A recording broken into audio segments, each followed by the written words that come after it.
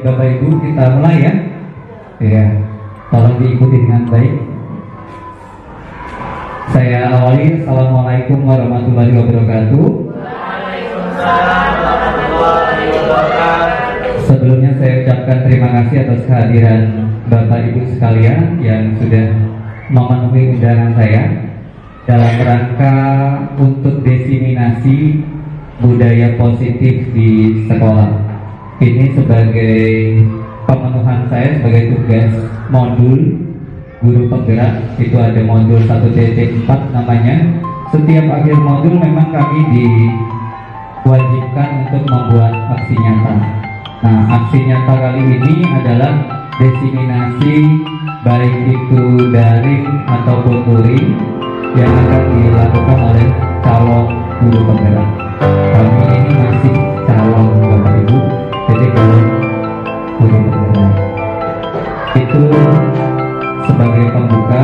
Mohon maaf apabila nanti Bapak Ibu diambil gambar, ya, diambil gambar lalu divideokan, karena kegiatan kali ini akan saya full videokan apapun yang terjadi. Baik. Sebelum memulai, kita buat kesepakatan dulu. Jadi sekarang ini yang ada itu bukan peraturan yang dibuat oleh salah satu pihak.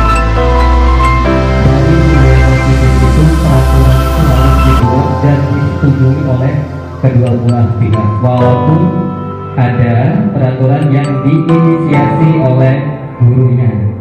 Saya di sini bertindak seolah-olah menjadi guru.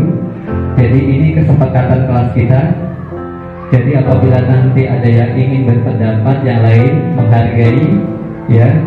Apabila ada yang berbicara, kita dengarkan. Apabila ingin ke toilet atau ingin izin, silakan, ya. Tidak perlu sungkan-sungkan. Kalau ada panggilan alam, silakan. Ini kesepakatan yang harus kita penuhi. Mudah-mudahan tidak lama kita bertemu di sini, paling cuma 40-50 menit. Tapi mohon maaf, mohon untuk diikuti dengan baik. Bisa diikuti dengan gembira, ya. Nah, sebelum kita belajar, saya ada tes awal untuk Bapak Ibu. Nanti di akhir juga ada poster, ya. Nah, sekarang buka krisis tadi Bapak Ibu. Krisis tadi, ya. Silakan klik menu enter kode, lalu masukkan kode yang ada di depan ini 454940. Silakan, kalau ini karena sering dipakai anak, tolong cek namanya. Namanya diganti dengan nama Bapak Ibu sekalian. Ya, saya tunggu. Ini ada 1, 2, 3, 4, 5, 6, 7, 8, 9, 10, 11. Ada 11 orang. Silakan dulu, ya. Sudah ada. Iya, namanya diganti, dan ini apa sudah masuk.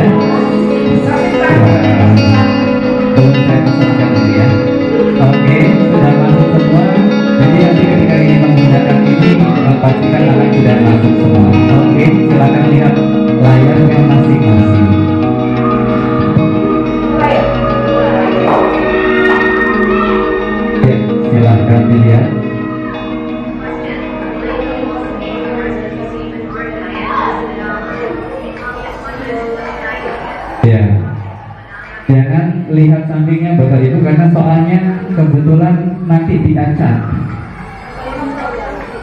Bu Lasmi masih memimpin.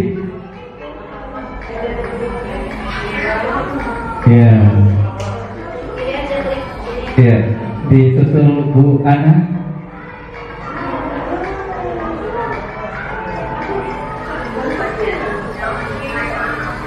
Pak Suwarno menyusul.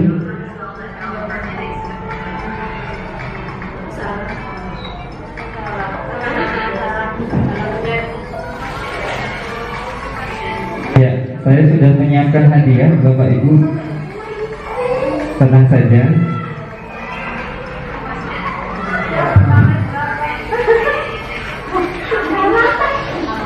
Ya, ada yang nggak hafal jalan isi 4 nomor berapa?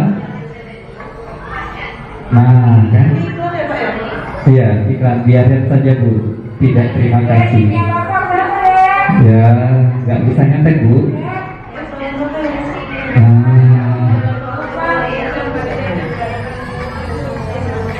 Ya, Bu Apel masih memimpin. Wah, dibalap oleh Bu Lasmi.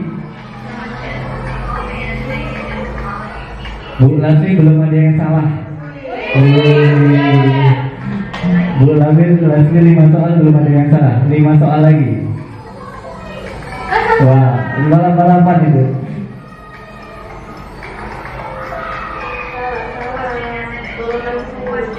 Ya.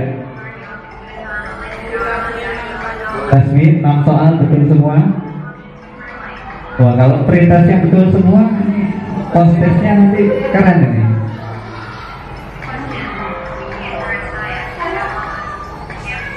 Wah, luar biasa. Bu Lasmi ternyata punya bakat tebak-tebakan yang gitu. Ya, sebentar lagi. Ya, 8 soal benar semua. Luar biasa. Bu Lasmi 8 soal benar semua.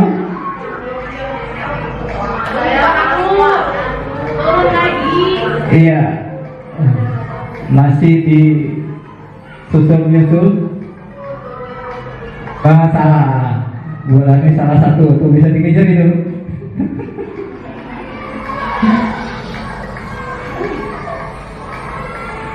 Ya, Pak Suwarno kayaknya mau nembak Bu Lasmi nih.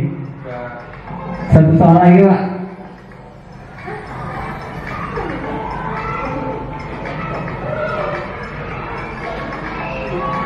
Ya, salah lagi kan? Nah, ini bisa ditembak sama Pak Suwarno ini.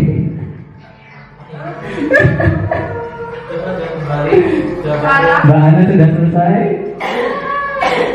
Iya, ini Pak Suwarno dan Bu Lasmi ini cepat-cepatan ini. Kalau yang benar ranking 1. Iya, salah. Bu Lasmi berarti tidak bisa dikejar. Silakan Bu Lasmi. Nah, jawaban terakhir Bu Lasmi sudah selesai. Jawaban terakhir.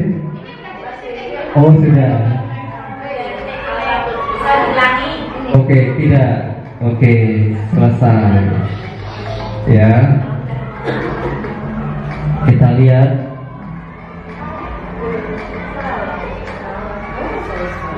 Selesai. Ya. Kasih tepuk tangan untuk Bu Lasmi. Luar biasa.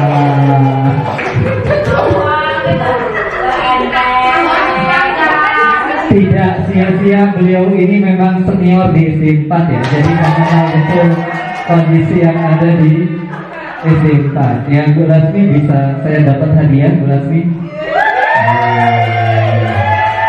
Silakan dibuka terus dibagi-bagiin teman-temannya.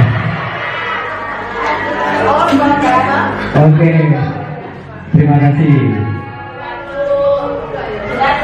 Ya, sambil menunggu jatah permen, Bapak Ibu, kita kembali melanjutkan. Tadi sudah.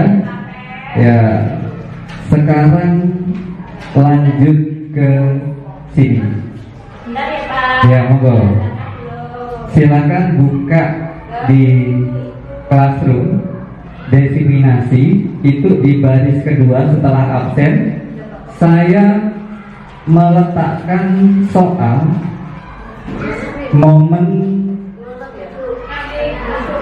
di classroom Bapak Ibu. Nah, di bawahnya sini saya meletakkan selama Bapak Ibu mengajar, saya minta menuliskan kejadian yang paling berkesan, dan teringat sampai sekarang yang kaitannya dengan anak-anak. Ya, apa saja boleh, kaitannya dengan masalah anak-anak.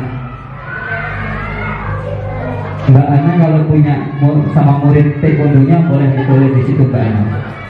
Jadi apapun yang paling berkesan, siapa tahu nanti sama kita. Sambil saya cerita, sambil Bapak Ibu mengetik, saya cerita. Jadi saya dipaksa jadi guru itu sebelum lulus 2011 bulan Januari. Saya itu di honor di salah satu SD negeri di Kota Metro. Baru sekali, belum lulus. Lulusnya saya 15 Maret 2011. Ya, jadi tahu dong usia saya berapa ya. Nah, jadi pada waktu itu ada kejadian yang buat saya sampai sekarang masih teringat terus. Dan nama anak-anaknya pun saya teringat terus. Nama anak-anaknya teringat terus. Jadi pada waktu itu saya jadi honor di salah satu sekolah negeri, dan kebetulan sekolah negerinya dulu RSBI ya. RSBI. Jadi pagi-pagi saya itu mengajar TIK komputer kelas 1, 2, dan 3. Lalu karena pada saat itu ada guru ya yang tadinya ditugaskan kepala sekolah lalu turun menjadi guru dan sedang menunggu untuk diangkat sebagai pengawas sekolah. Nah, kebetulan kelasnya agak terbengkalai. Dalam arti Bapak tahu ya kondisinya. Saya ditugaskanlah untuk mengajar kelas tersebut, dan kelas tersebut masuk sore, kelas 5. Saya jadi paginya itu ngajar kelas 1, 2, 3. Sorenya saya wali kelas 5. Pada waktu itu kondisi anak-anaknya banyak, karena yang kelas 4, 5, 6 itu belum RSBI. Kalau zamannya RSBI itu 28 siswa, tapi non RSBI hampir 40, 36 saya ingat. Nah, ada kejadian yang luar biasa pada saat itu. Saya baru saja menjadi guru, tetapi sudah dihadapkan dengan masalah yang luar biasa. Mungkin saya mengakui karena baru ya, pengelolaan kelasnya belum sebagus mungkin saat ini. Mungkin ada peningkatan lah ya. Kalau dulu kan kita tahu sendiri, baru awal jadi guru, berdiri di depan saja agak berdekan ya, mbak-mbak yang baru. Apalagi menghadapi murid-murid yang luar biasa. Jadi pada suatu waktu murid saya itu kedapatan nongkrongnya itu di warnet. Dulu belum ada gadget, belum ada HP masih terbatas. Lalu mereka ini kedapatan merokok, Bapak Ibu, pada waktu itu. Dan kebetulan ada pihak ketiga yang mengetahui hal tersebut. Tahu ya, tidak usah saya sebutkan pihak ketiganya siapa. Nah, itu kan menjadi apa ya, masalah bagi saya sebagai guru kelas, lalu bagi sekolah ya, institusi atau organisasi besar di bawah membawai naungan saya. Dan lebih parahnya lagi, orang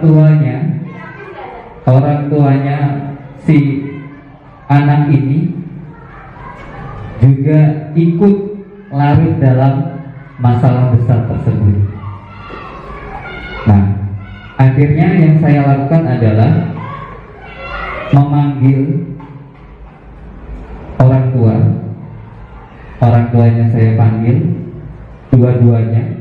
Yang satunya bapaknya tentara, satunya bapaknya polisi. Saya baru saja mau lulus S1 PGSD, itu saya panggil. Lalu saya ajak komunikasi. Bapak-bapak kebetulan yang kayaknya pada waktu itu ibunya itu udah ampun, nggak mau pokoknya menyelesaikan masalah itu. Bapak-bapaknya yang maju. Saya komunikasikan pada saat itu, Bapak, ini kita sedang menghadapi masalah bersama.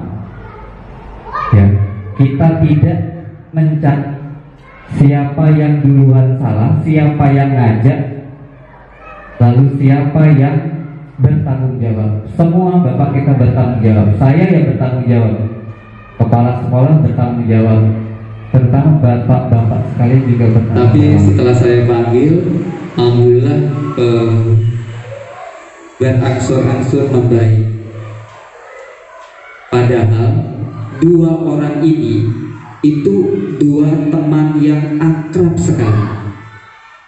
Ya, makanya kalau ada masalah biasanya teman-teman yang ada masalah itu masalahnya menjadi besar karena dia kemana-mana bareng, ya, kemana-mana bareng.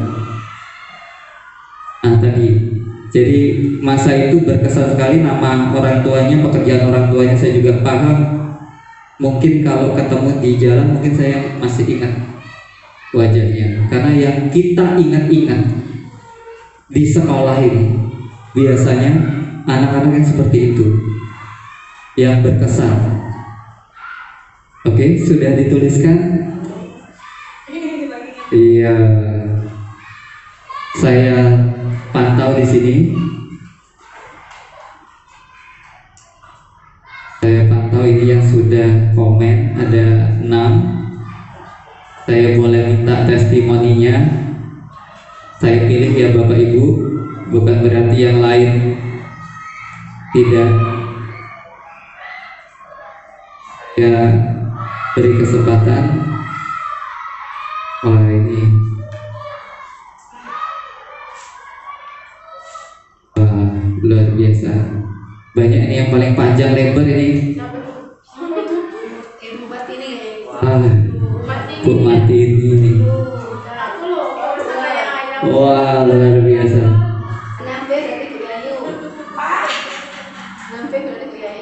Iya. Oke, saya mau ke Bu siapa ini dulu.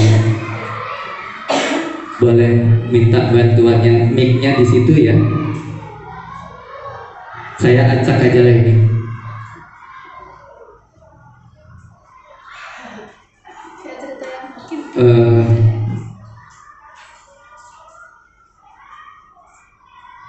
Virus ini Bu Suhar ya? Yang panjang lebar ini siapa? Oh, Bu Yayu ya?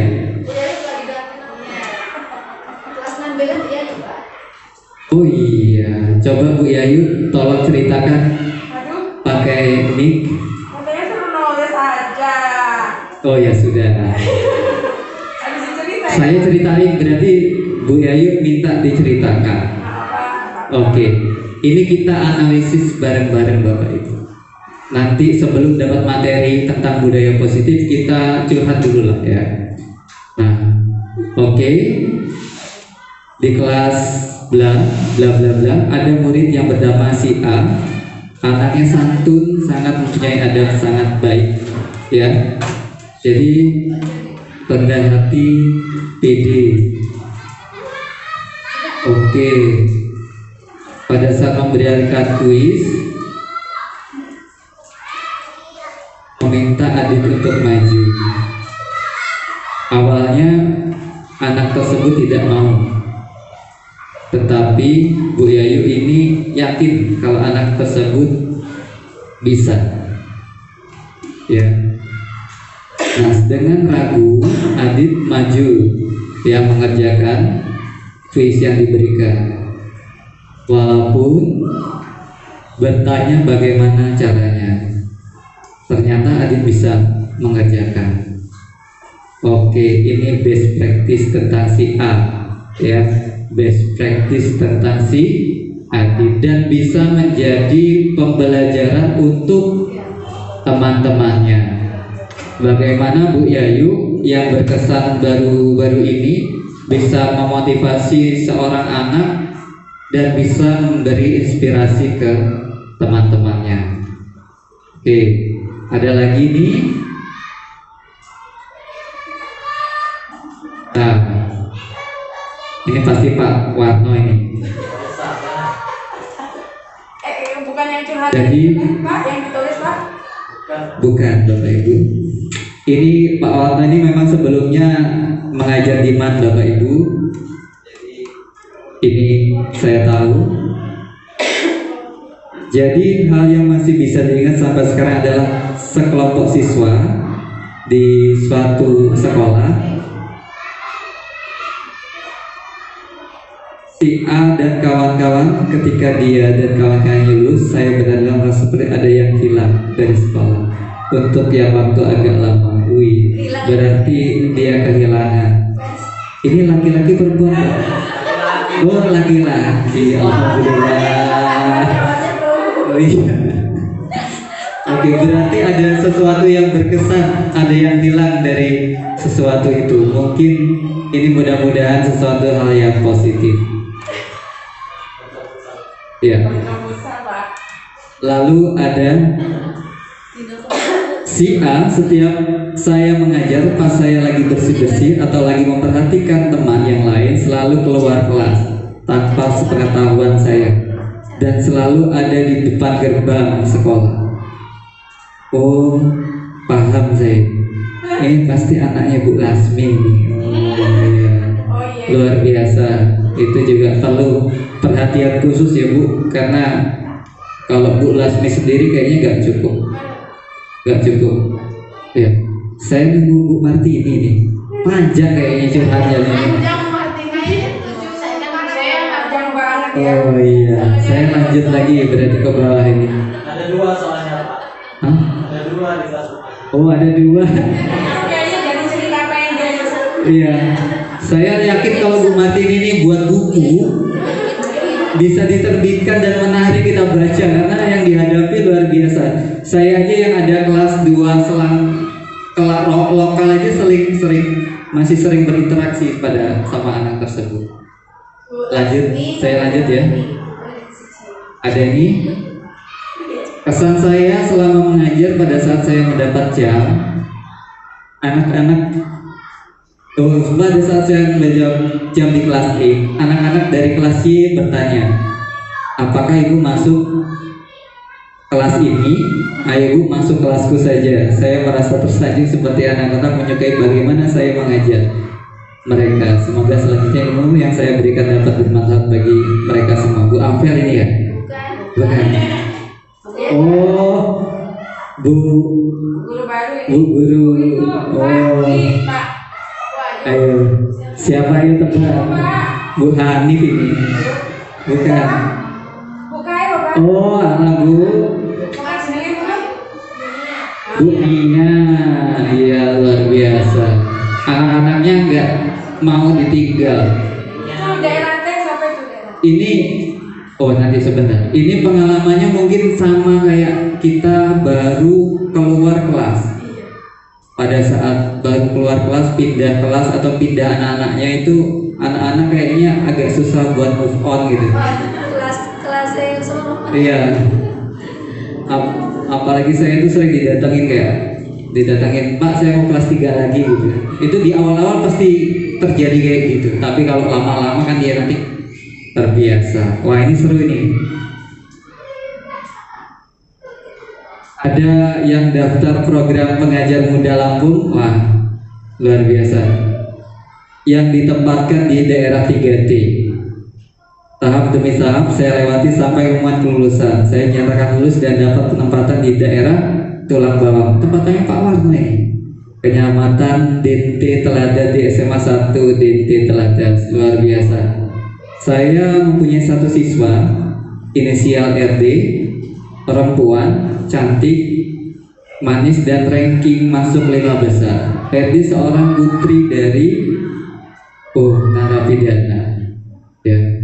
RD banyak mengalami ejekan, bulian dari teman dan lingkungannya, tapi RD tetap semangat sekolah dan tidak pernah membalas apapun yang orang lakukan ke dia. Dan sekarang RD kuliah di jurusan psikologi. Oke, Universitas Ahmad Dahlan ya, kuat ya. Oke, keren Bu. Saya pernah ke UAN itu buat nerbitin jurnal. Keren ya. Jadi bagaimana ini kayaknya Mbak Ayu ini bisa memotivasi anak-anak sampai sekarang terkesan. Saya dulu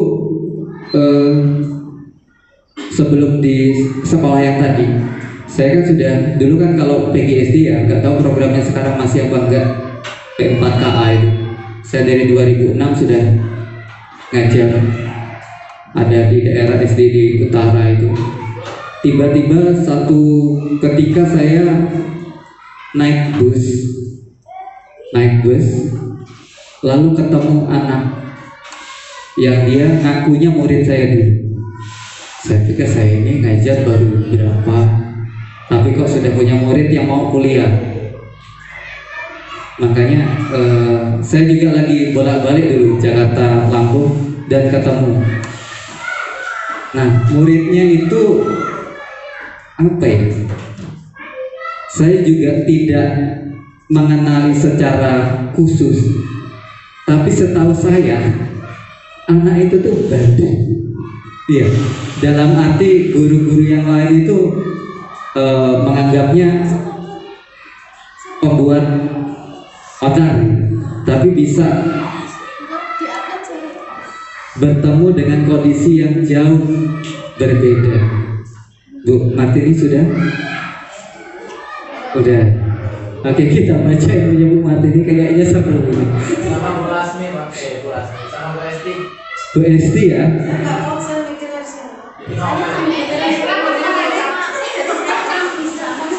Iya. Alhamdulillah ini sudah ada 9. Nah ini. Iya, ini nih curhatannya Bu Martini. Yang paling berkesan adalah yang pas kalau saya dapat anak ABK, dan setiap tahun saya dapat itu. Iya. Setiap tahun saya juga heran kenapa kelas C itu selalu mendapatkan anak. Iya. Makanya saya Kayaknya Allah itu percaya sama Mbak Martini. Iya. Allah itu percaya sama Mbak Martini kalau dititipkan anak-anak yang spesial seperti itu, pasti Mbak Martini bisa mengatasinya dengan baik. Itu saja Mbak. Jadi jangan kok setiap tahun dapat. Ya mudah-mudahan tahun besok ada. Saya nggak dapat, tahun ini saya nggak dapat. Ternyata saya dapat limpahan dari kelas yang lain yang Ya Abi. naik. Ya saya tahu gitu. Ya mudah-mudahan curhatan-curhatan kita Bapak Ibu jadi apa ya, kalau kesah kita, karena kita ini memang perlu teman-teman untuk berbagi cerita ya, perlu kadang-kadang kita tuh perlu juga untuk didengarkan, tidak hanya berbicara saja. Kita akan lanjut ke materi, nanti kita sesuaikan dengan materi yang disampaikan ini apakah matching atau tidak. Nah, ada materi yang kami dapatkan di guru penggerak itu budaya positif. Jadi dari awal sampai akhir itu hal-hal yang harus dilakukan itu pokoknya harus positif. Positive thinking, nggak boleh berpikir yang negatif. Jadi kalau kita pengen maju, menurut teori budaya positif, yang dipikirkan itu yang baik-baik terus, yang jelek-jelek nggak usah dipikirkan. Ya kalau bisa yang menyebabkan kita simpan disiplin atau kita mengharuskan kita untuk tidak disiplin. Jadi kadang disiplin itu hanya untuk menghindari hukuman. Kalau ada hukumannya yang tidak disiplin, atau untuk dapat imbalan, datang pagi terus supaya dapat imbalan, ya. Atau yang ketiga, yang diharapkan kita bisa disiplin itu untuk menjadi orang yang mereka inginkan, ya. Mereka yang berarti lingkungan kita, lalu menghargai diri sendiri dengan nilai-nilai yang mereka percaya. Bagaimana kita bisa menghargai orang lain, Bapak Ibu, kalau kita tidak menghargai diri kita sendiri? Itu yang selalu saya tekankan. Kalau awal-awal saya di sini, 2012 itu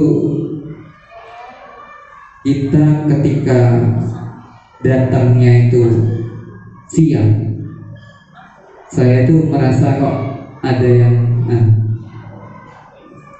ada rasa bersalah gitu. Apalagi kalau dulu kan Pak Adi yang jadi patokan. Kalau Pak Adi udah datang, udah nyapu, kadang-kadang kalau datang ke sekolahnya udah bersih itu merasa, wah ini kita terlambat. Walaupun belum bel, pada saat itu kita itu berangkatnya 6:30 itu sudah ramai sekolah dengan Bapak Ibu guru, nyapu-nyapu. Kalau sekarang kan sudah ada mbak-mbak doang sapu. Nah itu jadi yang sampai sekarang terkesan dan tertanam di diri saya. Kalau saya usahakan walaupun di rumah anak saya, istri saya ribut, ya saya usahakan. Karena anak saya biasakan subuh-subuh itu udah bangun pokoknya. Bahkan dia yang bangunin ayah bundanya itu dia. Jadi kalau saya udah berangkat siang berarti ada sesuatu yang luar biasa yang terjadi. Kalau tidak motornya error atau ada tugas luar. Nah, itu untuk disiplin Bapak Ibu. Jadi bagaimana disiplin itu bisa tumbuh dari diri sendiri. Kalau disiplin itu pengen dilihat rajin, pengen dilihat rapi, pengen dilihat patuh, itu nanti kalau tidak ada yang mengawasi, gak akan ada. Artinya kembali lagi ke awal. Tapi kalau sudah dari dirinya sendiri disiplin, mau apapun alasannya, mau kondisinya apapun, pasti bisa dilaksanakan. Nah, ada namanya kebutuhan dasar manusia yang ini nantinya bisa diterapkan di mengapa siswa berbuat masalah itu. Kadang-kadang kita harus melihat latar belakangnya apa. Secara umum ketika kebutuhan dasar kita, ya, dia dapat kasih sayang, dapat perhatian, lalu dapat kebebasan, dapat penguasaan, ya, dapat makanan yang baik, bergizi. Di sekolah biasanya aman-aman aja, tidak sering berbuat masalah. Yang sering berbuat masalah ketika ada salah satu kebutuhan dasar mereka itu tidak terpenuhi. Rata-rata kita itu yang kurang terpenuhi adalah perhatian. Karena saya melihat kondisi sosial orang tua anak-anak itu sekarang jarang sekali yang ibunya itu stay di rumah. Pasti ibunya bekerja membantu suaminya untuk mencari nafkah. Makanya anak pulang itu sudah sore, bahkan ada yang malam, perhatiannya kurang. Jadi dia mencari perhatian di tempat-tempat lain. Ya, itu yang perlu kita sikapi. Ketika anak itu berbuat sesuatu, pasti ada yang melatar belakangi. Apakah dia kurang perhatian, belum sarapan, ya, sedang tidak kasih duit jajan, atau memang kebiasaannya seperti itu?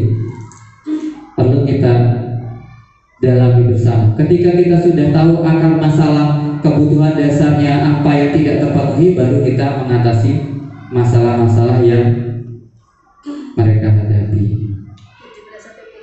Tadi saya sudah menyuruh Bapak Ibu untuk menuliskan masalah-masalah di classroom. Nah, ada masalah yang langsung berhadapan dengan murid, lalu kita menempatkan posisi kita sebagai apa? Nah, kalau ini teoretik Bapak Ibu, Diane Gorsen itu kita itu sebagai guru punya 5 posisi kontrol. Ada sebagai penghukum, pembuat rasa bersalah, sebagai teman, pemantau, dan manajer. Tentunya masing-masing posisi ini itu pernah kita terapkan ke anak-anak. Penjelasannya satu-satu saya akan jelaskan. Nah, ini yang paling sering kita lakukan, dan ini mudah-mudahan selanjutnya kita hindari. Sebagai penghukum, baik itu fisik, verbal, ya, gestural, dan lain sebagainya, mengancam anak, dan ini disebabkan karena kejadian yang dibuat anak sudah keterlaluan, misalnya sudah berulang-ulang. Ya, cara cepatnya yang kita lakukan sebagai penghukum, efektivitasnya sangat rendah.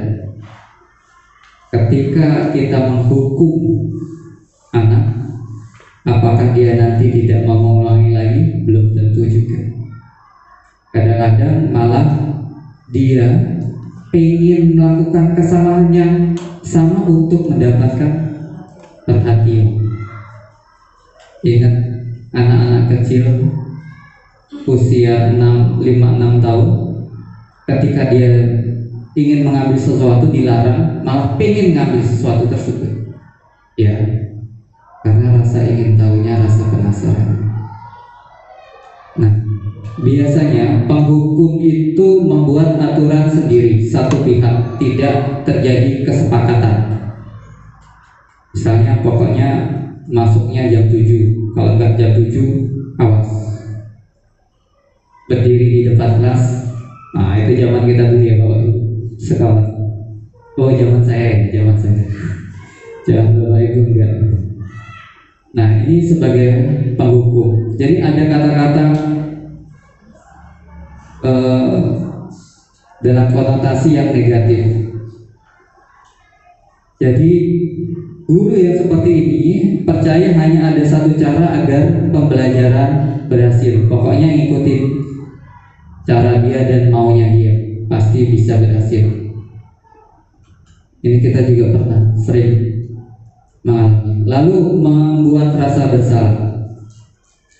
Nah, ini juga kita sering bertindak atau berkomunikasi akrab dengan anak-anak, apalagi kita sebagai wali kelas. Kadang-kadang kita mendapatkan sesuatu, anak itu terkesannya baik, tapi ketika berbuat salah merasa nggak percaya kalau dia berbuat salah. Makanya ada kata-katanya itu kan. Nah, kalau posisi murid yang guru yang seperti ini, murid akan memiliki penilaian pada dirinya sendiri. Jadi buruk kita menyalahkan, pokoknya yang salah itu muridnya. Jadi dia membuat rasa bersalah, nantinya minder. Ini sering kalau kita ada pelajaran, misalnya suatu saat kita nyeletuk, kok gambaranmu jelek sih? Wah, itu diingat seumur hidup itu. Saya dulu pernah seperti itu, dia nggak mau gambar lagi. Pak, gambaran saya kan jelek, ngapain saya gambar? Ya, itu yang perlu kita hindari. Dan dia tidak mau, padahal anak-anak usia sekolah kan usia berlatih. Apapun bentuk gambarannya, ya harus kita hargai. Kemarin saya habis refleksi kelas, jadi anak-anak saya suruh menggambar wajahnya Pak Suwarno, wajahnya Bu Ayu, wajahnya Bu Putri, wajah saya, lalu di sekitar-sekitarnya saya suruh anak-anak, pokoknya hal yang paling berkesan yang buat kamu sama Bu Guru itu apa? Jadi ada yang gambar Pak Warno kayak kelinci, ada yang gambar saya kayak kayak tengkorak gitu kan, iya manusia lidi gitu. Pokoknya lucu-lucu lah pada saat itu. Saya dulu saya terkesan dengan ada yang di media sosial itu, kayaknya keren ini dibuat anak-anak. Nah saya suruh anak ini, saya gambarkan ini guru kalian itu Pak Warno, Bu Ayu, Bu Putri, Pak Ismet.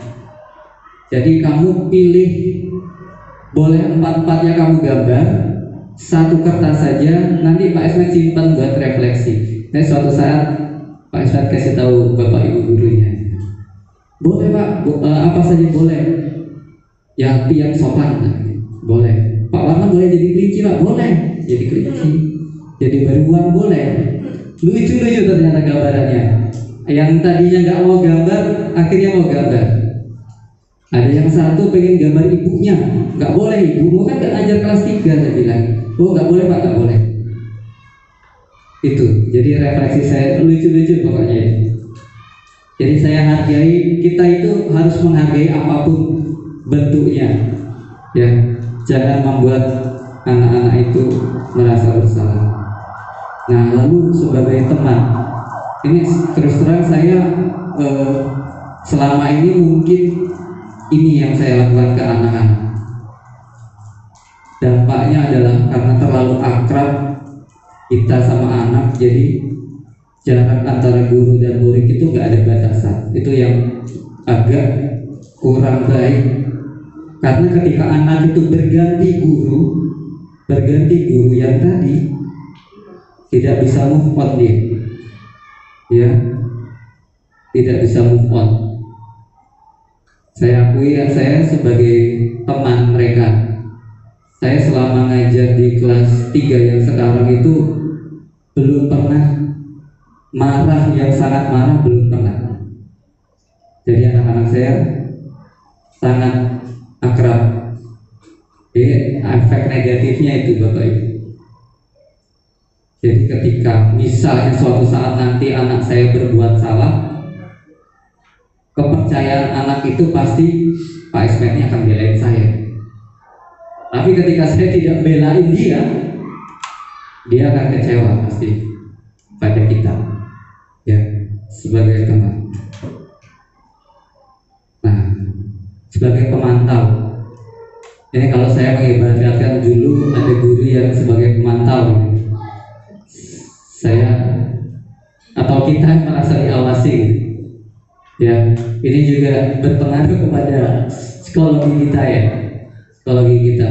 Biasanya kalau guru-guru yang sebagai pemantau ini, kalau di SMP SMA itu guru piket, dia punya data, guru BK dia punya data, checklist segala macam tentang kondisi anak-anak di sekolah. Jadi dia sebagai penegak peraturan. Jadi pokoknya peraturannya itu harus ditegakkan dan konsekuensinya apa. Sebenarnya kita itu diharapkan untuk bisa sampai ke posisi ini. Posisi apa? Sebagai manajer, ya. Jadi kita berkomunikasi yang baik kepada anak.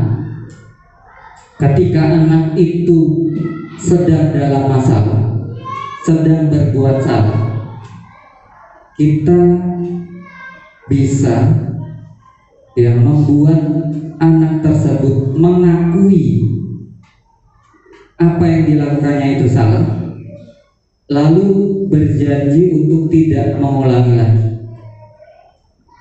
Ya, yang kita hadapi sekarang ini, anak-anak sudah salah nggak mau ngaku salah. Itu yang perlu kita kejar, pengakuannya itu ya. Jadi anak-anak diminta untuk menganalisis apa yang dia perbuat itu salah atau benar.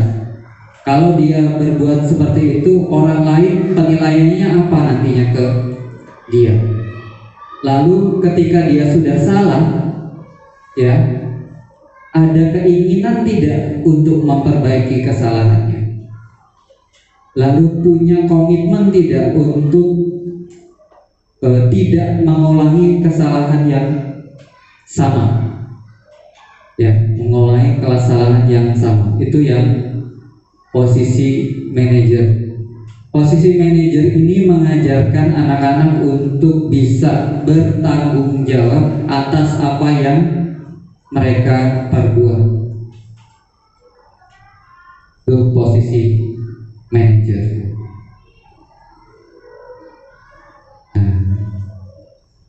Kita akan lanjut lagi Bapak Ibu.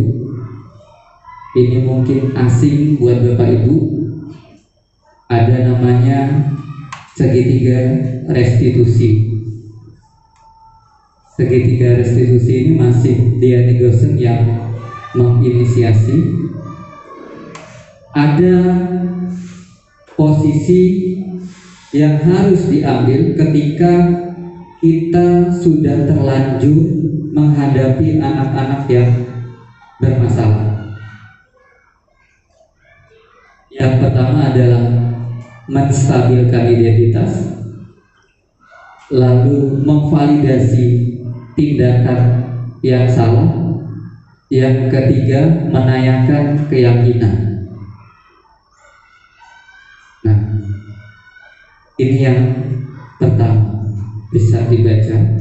Jadi ketika anak salah, misalnya berbuat kekerasan sama temannya, ditonjok misalnya, biasanya dua orang yang ditonjok sama yang nonjok itu sama-sama nangis, ya. Ya bahkan ada yang nonjok malah nangisnya lebih kencang dari yang ditonjok. Yang perlu kita lakukan di awal itu adalah menstabilkan identitas mereka.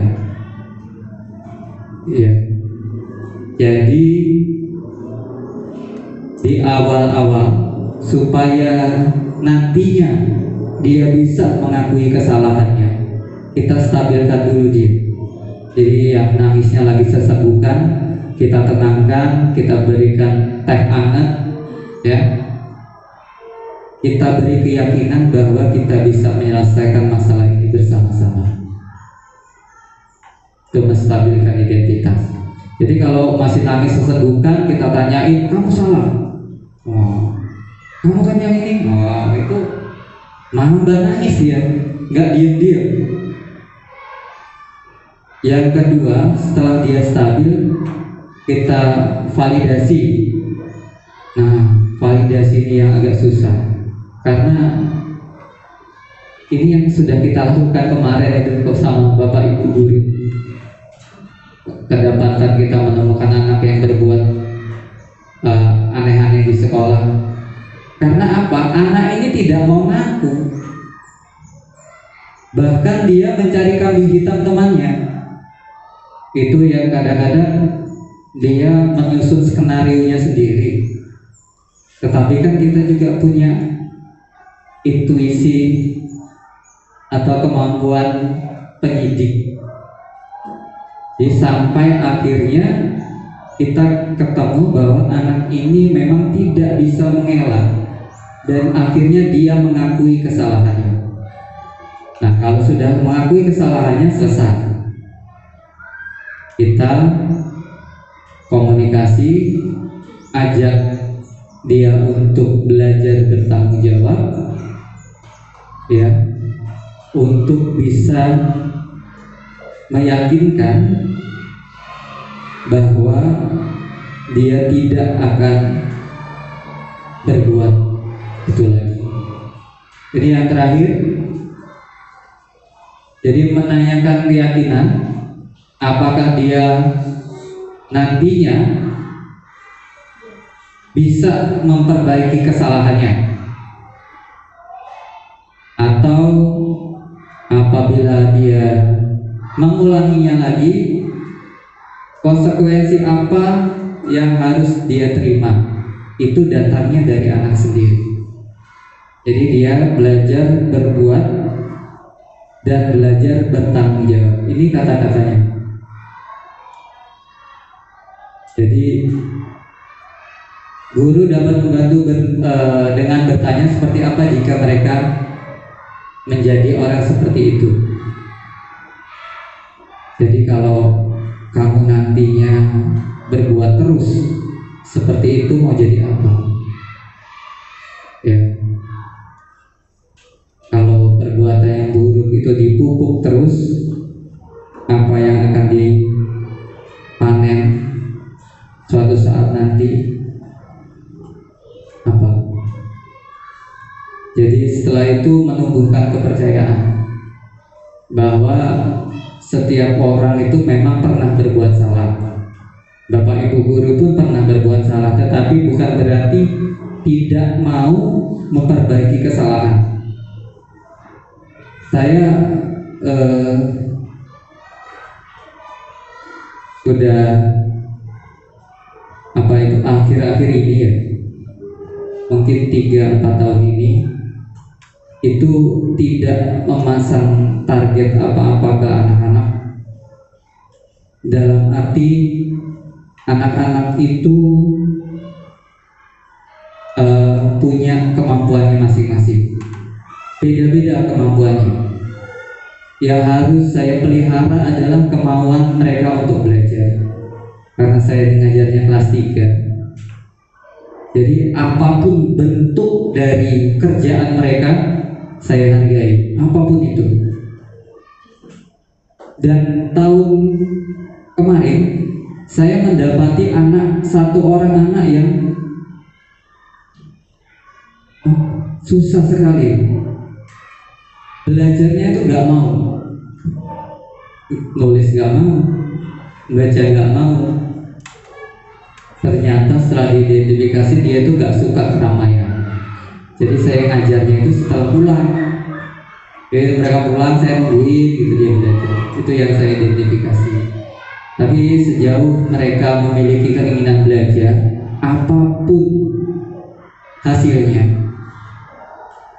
saya sering kalau anak-anak itu ngumpul, ya sudah ngumpul sebisanya mereka. Karena anak-anak kadang-kadang satu kelas yang bisa perkalian, bisa penjumlahan, pengurangan, tidak semua bisa. Tapi yang penting mau mengerjakan, itu aja.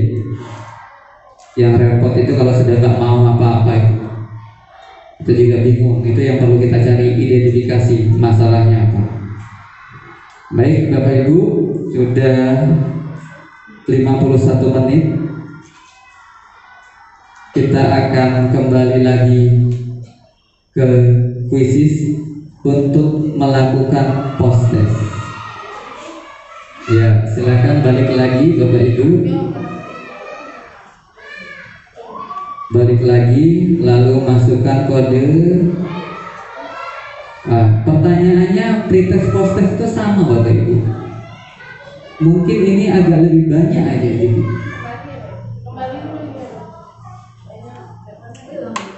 Kembali lagi, back aja. Tolong dibantu Bapak Ibu yang belum bisa online.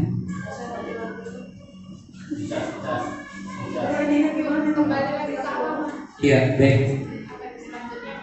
Go back, kembali.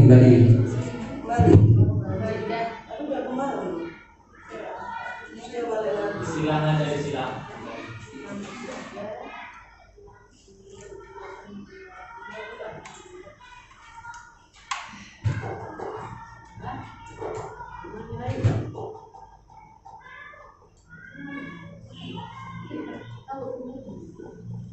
Siapa yang udah masuk?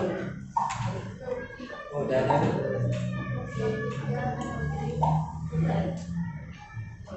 Nanti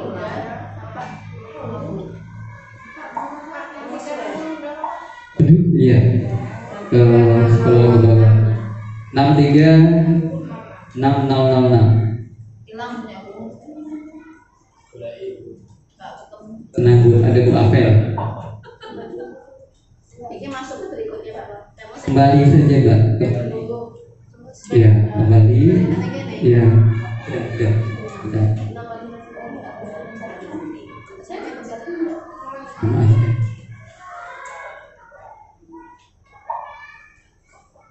Ya. Bentar ya. Oke. Masuk 8. Dibantu Bu Apel Bu. Tadi. Iya. Nah, di back saja Bu. Belum mulai, sabar. 636006.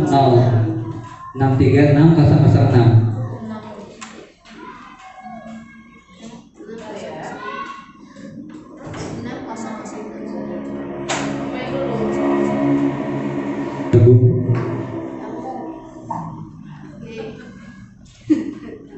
Ya, bisa masuk. Oke, kita mulai. Semangat Bapak Ibu. Iya.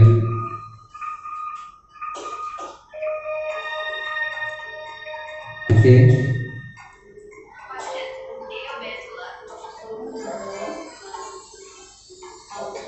Ya. Silahkan kejar-kejaran di spal.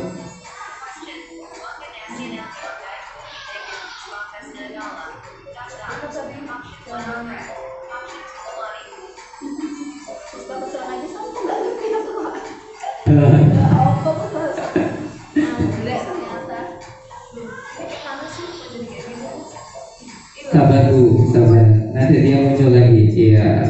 Set Bu, sabar naik tuh. Iya.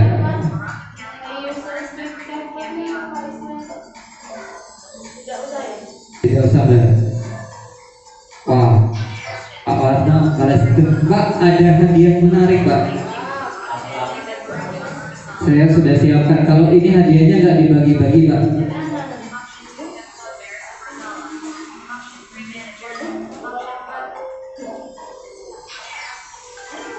Ya, Pak Suwarno 5 soal belum ada yang salah.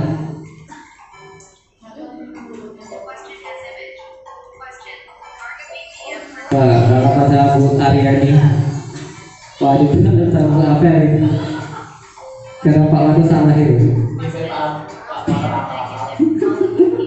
Wah, balap-balapan ini.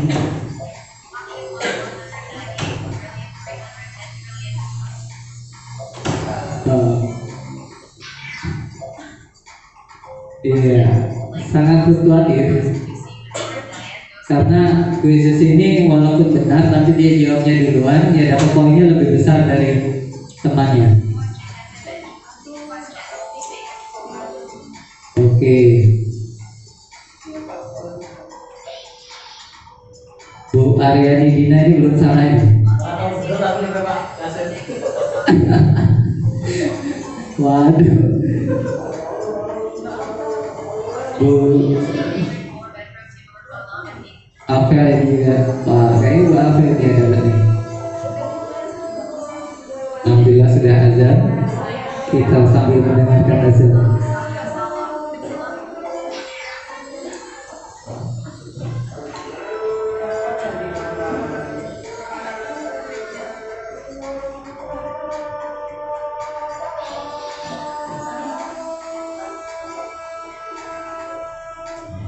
Ayo Bu Yayu, semangat Bu Yayu.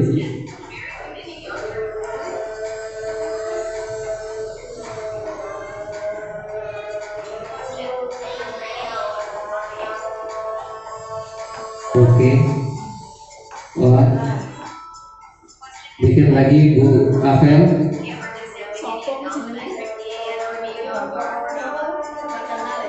Oh, ngasal bener.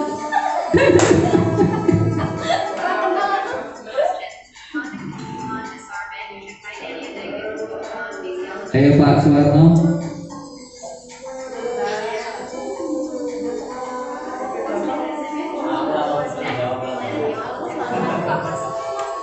luar biasa. Satu soal lagi. Bener ya? Habis ya? Selesai. Bu Afel selesai sepertinya. Tambah bawah gitu. Tambah bawah. Puspa pesona. Puspa pesona. Rasanya kembang. Oke. Kita sama proses bisa cerita. 1 menit lagi. Lihat. Pak Suwarno ada 3 yang salah ini. Bu Martini baru 1 yang salah. Bu Afel, Banyak banget. Salah satu. kita lihat sampai selesai.